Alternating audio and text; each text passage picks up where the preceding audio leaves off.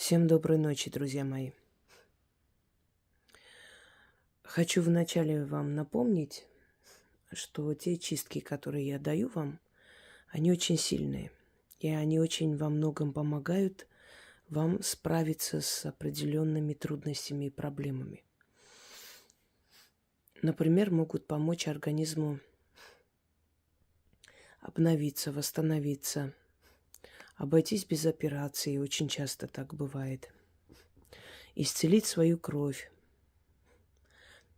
избавиться от человеческой зависти, открыть закрытые дороги, убрать безденежье и так далее. Для того, чтобы каждому человеку отдельно не объяснять, не снимать, точнее, не объяснять, не записывать и так далее, я решила когда-то, что я просто буду снимать и грамотно, ясно, четко рассказывать, что делать в той или иной ситуации, давать людям работы. И, естественно, за один раз я могу помочь огромному количеству людей. Потому что этот ролик увидят не только в этот момент много тысяч людей, но и после, когда этот ролик останется в интернете, опять же, много тысяч людей могут воспользоваться этой работой и помочь себе. Хочу вам сказать, что, в принципе, эти чистки, они убирают очень многое. И во многих ситуациях помогают. Есть некоторые исключения. Если это работа сильного мастера, чистки это снять не смогут. Они могут оттянуть определенное количество времени, отсрочить до того момента, пока вы не найдете более сильного человека, который снимет и избавит вас от этого. Если это проклятие рода, то, опять же, они могут отчасти смягчить ваше состояние, облегчить, но не более того. Это примерно так, как если бы у вас болел какой-нибудь орган, там голова, рука и так далее. И вам врач говорит, поскольку сейчас ночь, чтобы никуда не ехать, например, там знакомый, да, может посоветовать, или в интернете советует, выпейте там данное лекарство, оно вам поможет уснуть и как бы избавиться от боли до утра. А утром, конечно, обязательно сходите и узнайте, настолько ли сильная проблема. Вот чем разница между чисткой, которую проводит ведьма, и чисткой, которую она дает, если у вас серьезная проблема. То есть профессиональные работы и сильные проклятия чистки не снимут. То есть вы не снимете себя. Но можете спасти себя на некоторое время. Оттянуть это время, отсрочить, как я уже говорила, пока не найдете сильного мастера. Если же это уже застарелая вещь, оно уже себя изжило, то есть само себя сожрало, хотела сказать. Если вы уже практически одолели своей силой внутренней, своим духом, иногда люди могут пережить очень страшные вещи, и те сущности, которые были отправлены в его жизнь, в его судьбу, не смогли справиться. Не потому, что они слабые, а потому, что слабый мастер отправил. Но в любом случае остаточное явление это осталось, это нужно убрать окончательно, понимаете? Чтобы оно по новой не возобновилось, чтобы они вновь где-то там, оседая на вашей энергии, вновь не усилились и не начали сжирать вашу жизнь.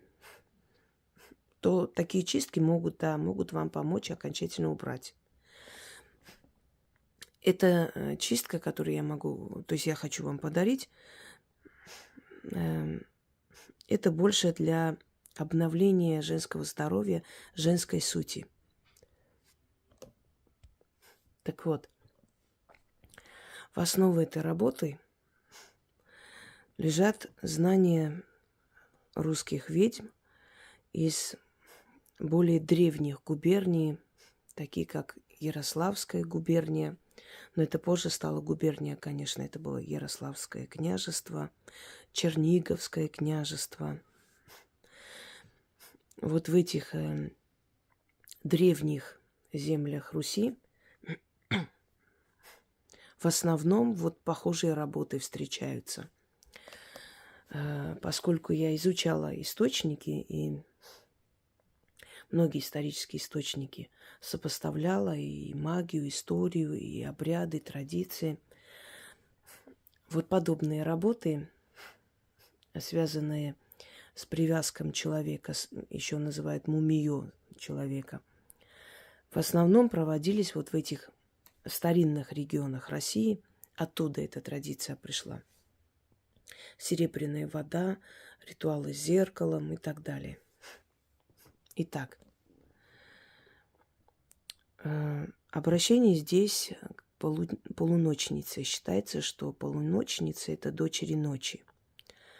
И если полуночница хочет отомстить, то она может наслать на всю семью бессонницу, переполохи. Это уже дочери полуночницы, переполохи, страхи, когда человек в таком тревожном состоянии не может найти покой и отдохнуть. Но к полуночнице можно обратиться и попросить о помощи, и попросить убрать и забрать черноту. Почему к таким духам, таким силам обращаются? Для того, чтобы они убрали черноту. Потому что это их пропитание, это та энергия, которая питает их силу. Они усиливаются таким образом. Вот поэтому они с радостью забирают с людей вот эту черноту. Это хида, так называемая. Во Вселенной каждый дух, каждая сила, она имеет определенную потребность в энергии. Все распределено правильно. А вот подобные сущности, подобные невидимые создания, которых мы называем духи, ну, по сути, если так подумать, что это? Это разумы. Невидимые нам разумы, которые обитают в потустороннем пространстве. Вот эти невидимые разумы, у них разные пропитания, разные потребности, и многие из них, которых мы призываем для чисток, они забирают с нас вот эту черноту и питаются этой энергией. А иные силы возвращают тем, кто наслал, тем самым мучая их, и опять же питаясь их энергией, уже энергией мучения. Теперь свои ногти, волосы нельзя было никому отдавать, ни у кого оставлять. Не просто так происходит, когда человек идет в парикмахерскую. Знаете, есть легкая рука, есть тяжелая рука. Человек с тяжелой энергией встречается иногда. После его стрижки волосы начинают редеть, плохо растут. А есть парикмахеры, после которых волосы начинают оздоравливаться, становятся более пышные и так далее. И чаще всего, если у вас есть привычка волосы свои расчесывать и кидать в мусорку или где-нибудь еще, то наверняка у вас головные боли есть. Одно время и у меня была привычка, пока я себя не приучила к тому, что хотя бы, если мне некогда сжигать их, хотя бы кинуть просто и смыть волосы. Отдайте стихии воды. Воде отдайте хотя бы. Потому что если ваши волосы будут летать, непонятно где, если птицы будут забирать и выть с них гнезда и так далее, то ваши головные боли не пройдут. В волосах сохраняется, волосы это как антенна, связь со Вселенной. Именно поэтому в древние времена волосы стричь было не принято. Нельзя было Ну, и бороды стричь, между прочим, хочу вам сказать. Почему бороды отращивали мужчины? Потому что это их связь с родом. Э, Через волосы человек принимает определенную информацию на самом деле. Это реальность. Это не означает, что мы должны все ходить там волосатые и прочее. Нет. Но, по крайней мере, мы должны очень бережно относиться, потому что волосы отчасти наша защита. И не разбрасываться там и здесь. Еще волосы – это связь с нашей сущностью. Это то есть это связь с нашим фантомом, с нашими подсознательными там страхами, желаниями и так далее. Волосы – это связь с нашим родом. Почему волосы, если попадут в нехорошие руки, то на них можно навести что угодно. Волосы, ногти. Это не просто, скажем так, материал, который можно срезать и выкинуть. Это материал, который нас связывает с ними. И если это забрать, если с этого сделать вольт или что-то еще, то человек может пострадать. Смотря кто делает, конечно. Но даже самый неопытный кустарщик может что-нибудь да навести. Теперь, многие ногти обрабатывают, значит, делают маникюр, и мало кто дома стрижет ногти. Обычно, значит, отращивают ногти, идут по новой, исправляют. Поэтому ногти собрать немножко будет труднее. Но в любом случае, в заговоре надо это говорить. По крайней мере, соберите волосы. Вы расчесываетесь, снимайте с расчески и собирайте в пакете. Если вы стрижете ногти, если вы не ходите никуда, сами делаете, значит, стригите, соберите туда ногти. Раз в месяц берете котелок. Раньше сжигали дрова, другие там, скажем так, такие материалы для розжига. Сейчас более современный мир. Можете брать спирт. Можете брать даже вот для розжига костров. Оно там состоит из парафина. В принципе, можно и этим. Значит, в этом котелке сжигаете и читайте над огнем. Можно перемешивать, можно там добавлять сверху масло или спирт, на чем вы сжигаете, смотря. Значит, можете читать даже тогда, когда огонь погас. Читать надо 6 раз. Раз в месяц. Ну, не обязательно прям строго соблюдать. Ну, как вспомните, месяц прошел, все уже собрано, берете это все, сжигаете в этом котелке, 6 раз говорите эти слова, после чего смываете в унитаз, смываете в раковину, куда у вас удобнее смывать, туда и смывайте. Если у вас рядом есть река, можете в реку кинуть. Но, конечно, лучше смыть дома и закончить этим.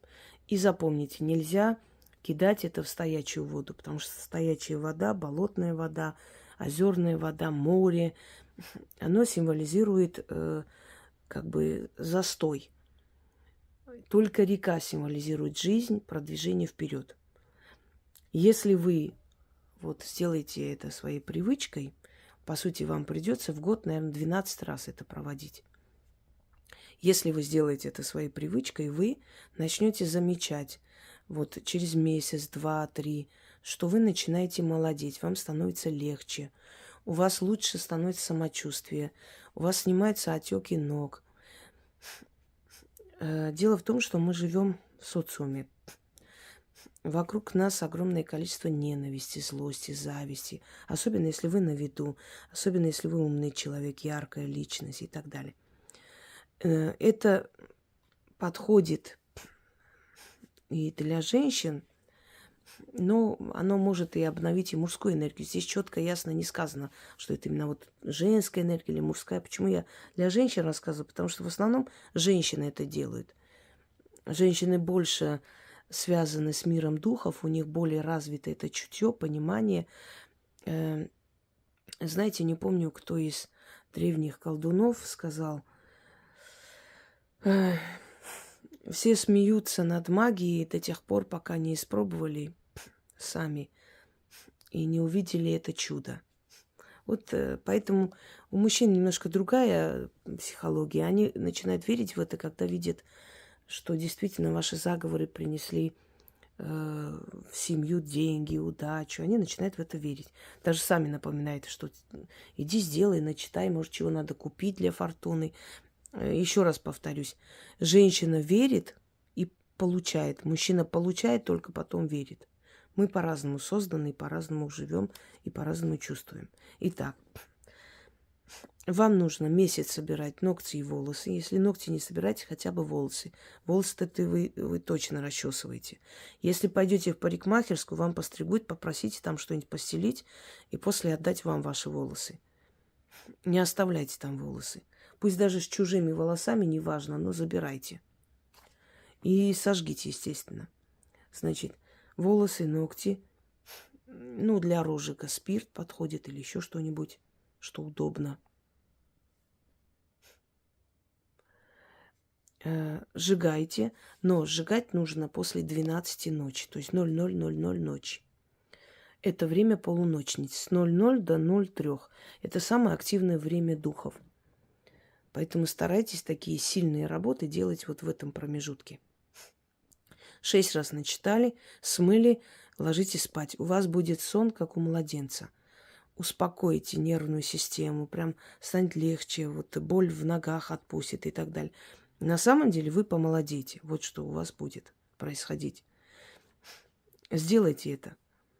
Знаете, иногда нужно и себе помочь, не только другим. Если вашей дочери больше 12 лет, ей тоже можно это провести. Точно так же собрать свои волосы, ногти, заодно и вы научите ее этому. И это станет привычкой на всю жизнь. Это замечательная привычка. И после чего проведете и обновите свое женское состояние и здоровье. Мужчины могут провести. У мужчин не такие длинные волосы, но ногти-то они стригут. Пусть будет какая-то часть волос, какая-то часть ногтей. И у них организм обновится. Просто я знаю, что это будет делать женщина, поэтому больше нацелена на них. И заговор следующий. Пойду я простоволосая и босоногая. Из дома в ворота, из ворот во чисто поле. Там сидит на троне мать-полуночница. У ее ног костер жертвенный яро пылает. Всю черноту людскую сжигает. Полуночница-матушка, узри меня, услышь меня. В моем деле подсоби мне. Кидаю в костер у ног полуночницы волосы и ногти. Если у вас только волосы, значит только волосы. Только ногти, значит только ногти. Через ногти мои, через мои волосы тело свое очищаю.